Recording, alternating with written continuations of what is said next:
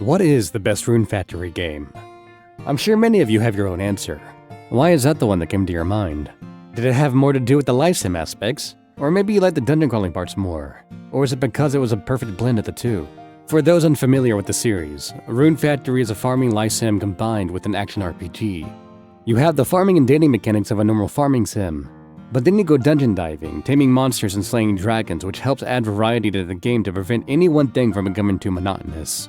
When you want to do more than just farm, go dungeon diving. After dungeon diving, go back to farming and wooing the guy or gal of your dreams. It's a perfect mix of both, and to this day, it's still the best IP in the farming sim genre, though not all Rune Factories are equal. Rune Factory Frontier was the first spin-off of the series and the third game in the franchise total. It was also the first fully 3D Rune Factory, which, yeah, you can kinda tell by playing the game. By that I mean there's a lot of game design decisions that left me scratching my head. At the same time, it's probably the coziest of the Rune Factory games. Coming into it, I was told by several people that this was their favorite Rune Factory game, and I can see why. The townsfolk are great. Everyone, not just the bachelorettes. Yes, even that jerk Archer. The interpersonal dynamics between everyone is pretty fun. Danny having an obvious crush on Annette. Nolan, a king, trying to adopt Melody the bathhouse girl, and a bunch of other interesting events happen every now and then. The town OST is also probably the best in the series. The game is genuinely great. However, I have a very hard time actually recommending it unless you play it on an emulator. Why? Well, have you ever had an idea that sounded good in your head, and then after making it a reality, you question if your IQ is even in the double digits? Rune Factory Frontier is a very slow game. It helps you feel like you're genuinely a part of the town, slowly developing your relationships with the townsfolk. But then you realize it's maybe a bit too realistic.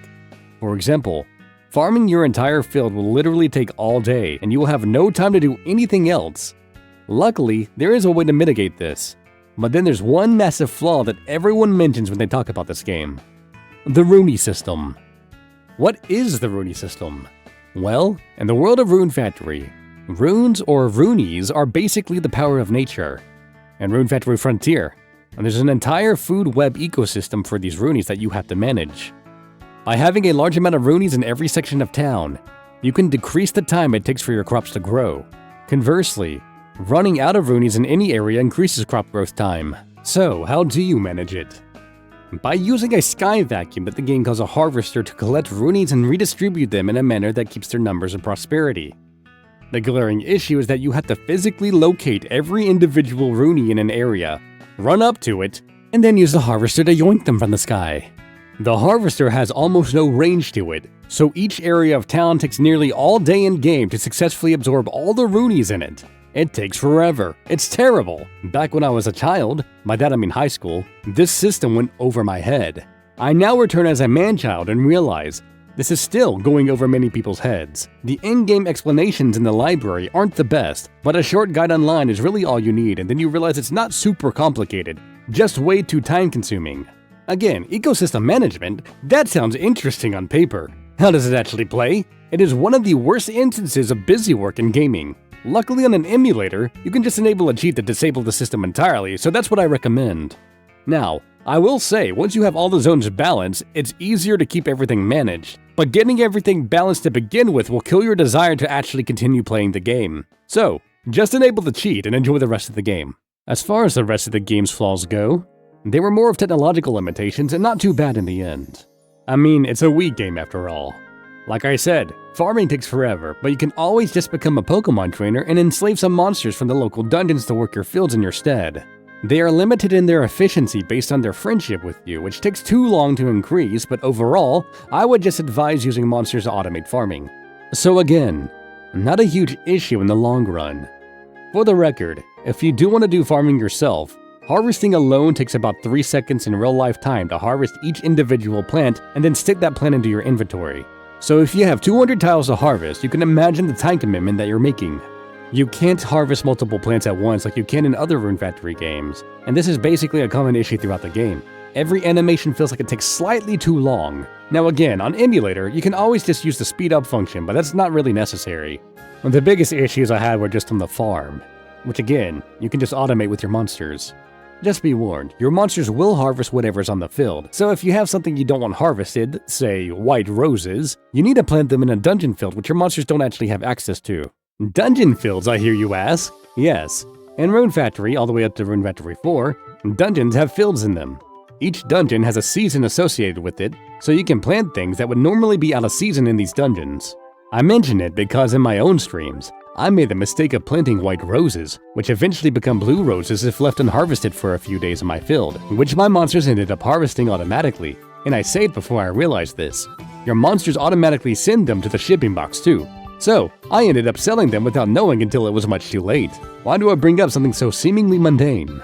Because you need blue roses to get married. So, let's segue into the bachelorettes. And yes, just bachelorettes, no bachelors. Unfortunately, this game was made before they realized that the series' fanbase was majority female. As such, you only get the choice to play as Raguna. No female MC this time around. To be fair, this game is a direct sequel to the first Rune Factory game. You don't need to have played that one to understand the plot of this game, other than the main character is apparently stalking this girl named Miss because she suddenly left town one day and he decided to follow after her. I mean, in my case, I married Miss in Rune Factory 1, so it does kinda make sense. You wake up and your wife is missing, you're probably going to be searching for answers too. So the game starts with the player character staying the night at a church in some random town, which just so happens to be the town that Mist has come to.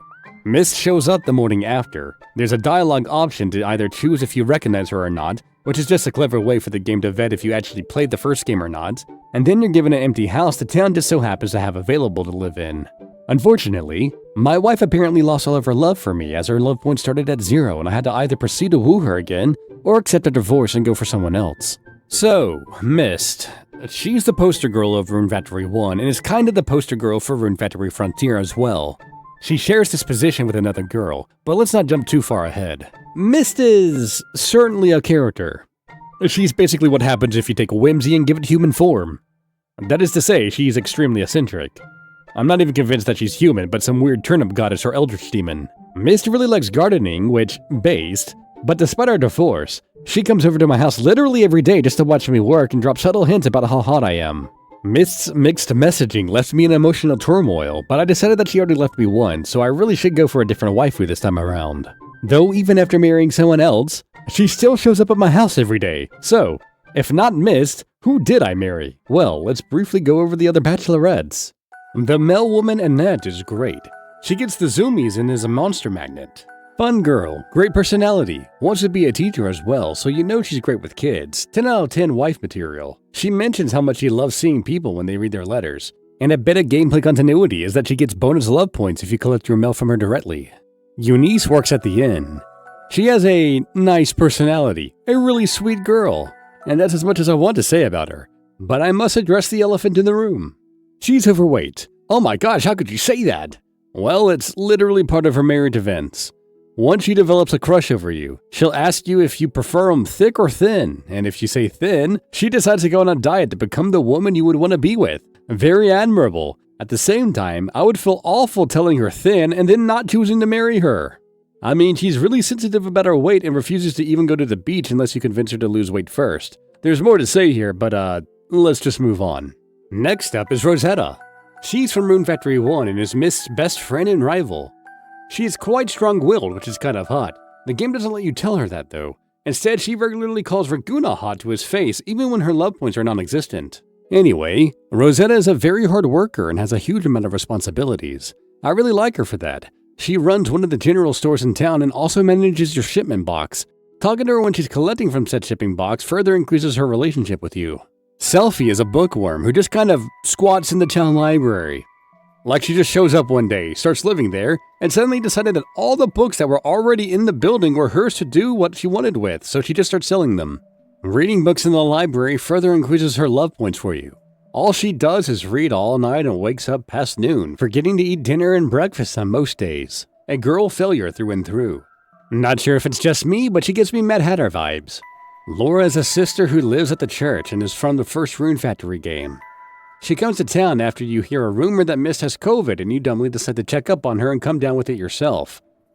After passing out, Laura heals you back to full health and starts selling medicine in town.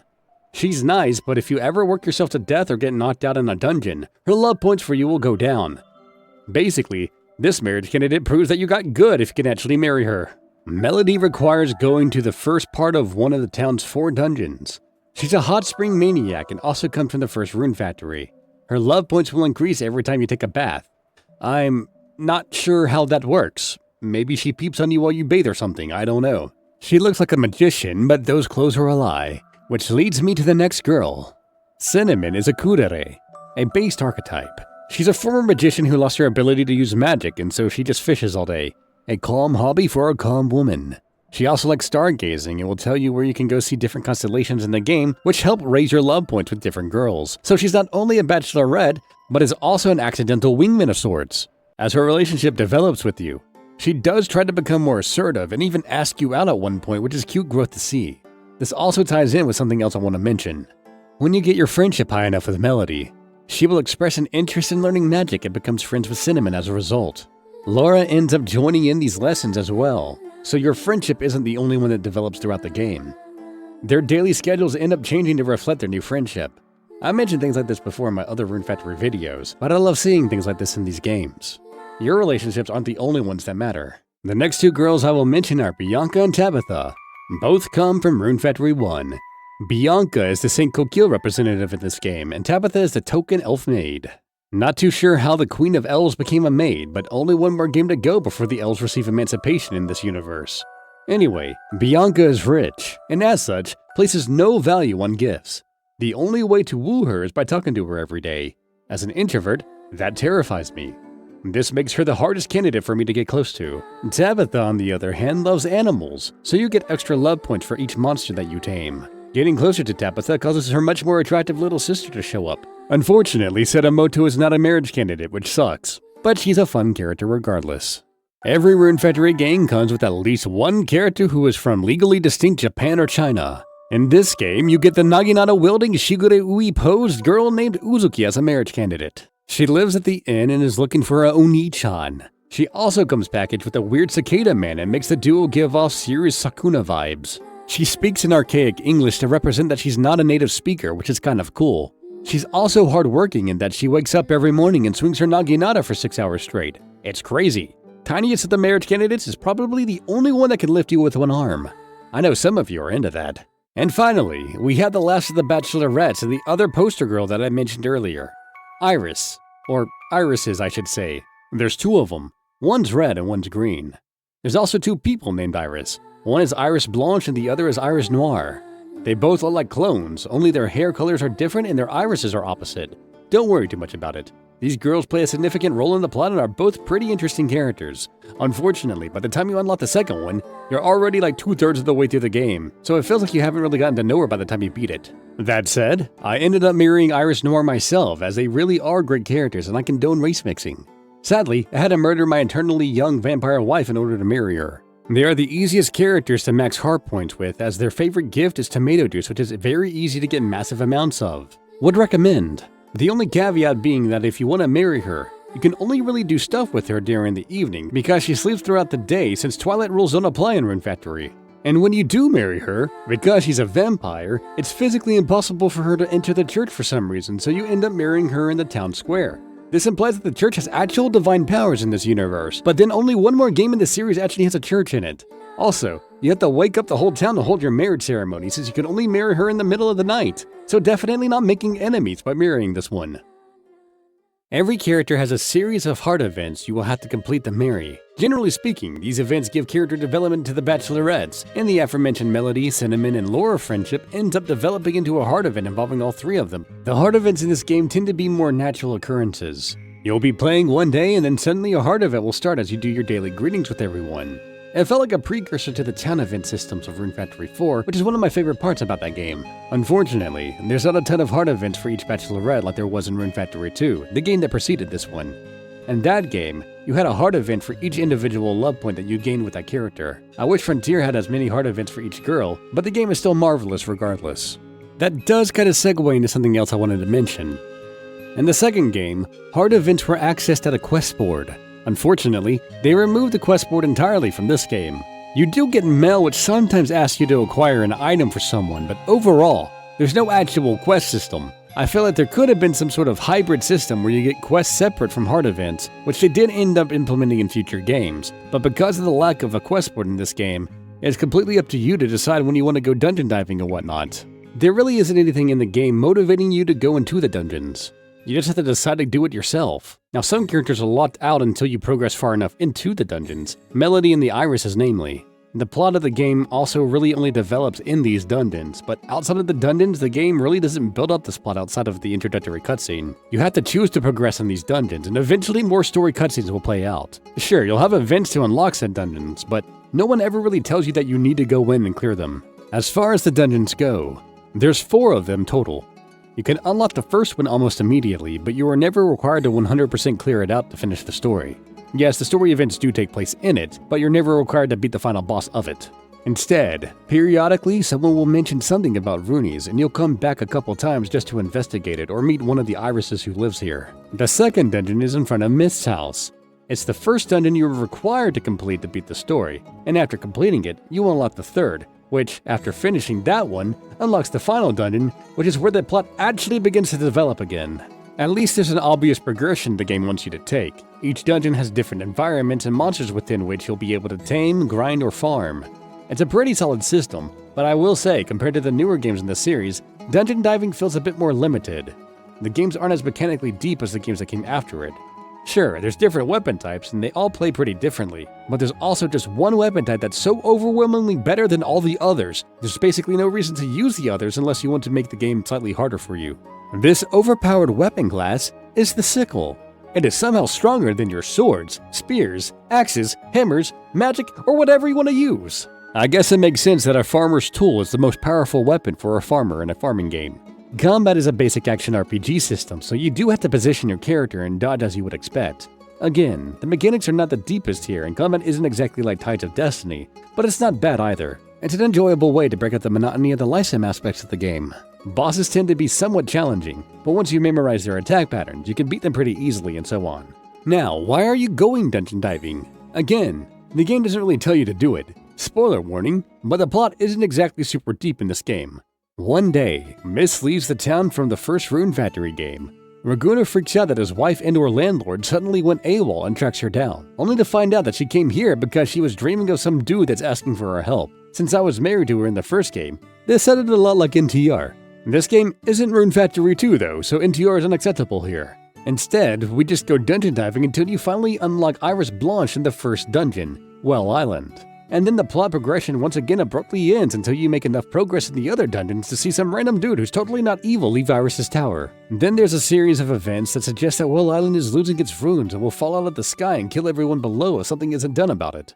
So after doing enough of something, you finally unlock the final dungeon where you find the dude torturing the other Iris, where he orders her to attack you. A cool feature is that if your relationship with the first Iris is high enough, this boss battle gets completely skipped. I like that your relationship actually matters to the plot, though I kinda wish that I could have fought her anyway just to see how strong she is. However, after this series of events, Miss gets kidnapped.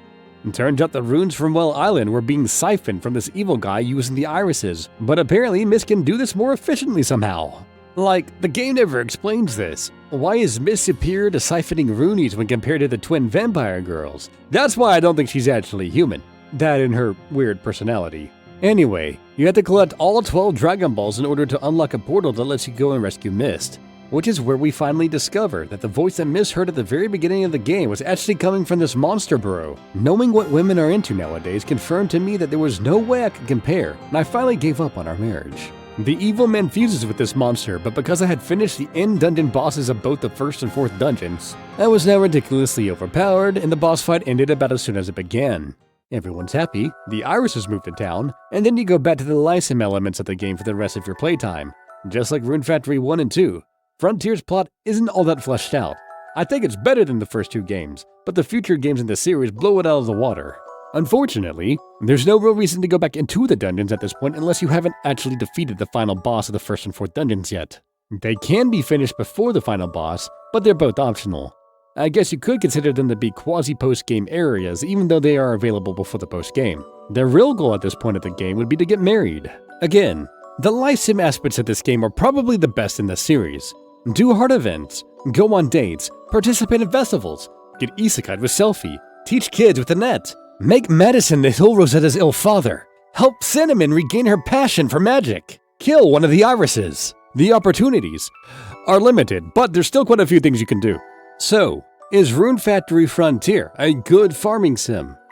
No, it's a near-perfect farming sim, at least for when it came out. Maybe it's a bit dated by today's standards, but this game is easily one of the greatest farming sims of all time. It has a perfect combination of the cozy life sim that you would expect from the genre and acceptable action RPG elements that break up the monotony of daily life. When you get tired of one, you can focus on the other. If they make another special version of a Rune Factory game, it should be Frontier. Animations need to be sped up a bit, combat could use a little improvement, and a couple of quality of life features would be nice, but I genuinely believe that this game is still a great experience if you disable the Rune system. That one mechanic is going to ruin the game for many, so if that's not an option, maybe just go play Rune Factory 3, 4, or Guardians of Ozma instead. Thank you for watching this video. With it, I have finally finished streaming every one of the Rune Factory games and making a retrospective video for them. You can find said videos in the description. I think I have one more video in mind for Rune Factory or farming sims as a whole, and then I'll be waiting for Rune Factory 6 like everybody else. I imagine most of you watching this are already well aware of the series at this point, but if it is your first time hearing about Rune Factory, I do recommend you try out one of the games. 4 is my personal favorite, but Guardians of Ozma is the newest, though that game does sacrifice a bit of the coziness for a town management system. It's interesting, so maybe go try it out for yourself. As always, I appreciate everyone's support and we'll see you next time.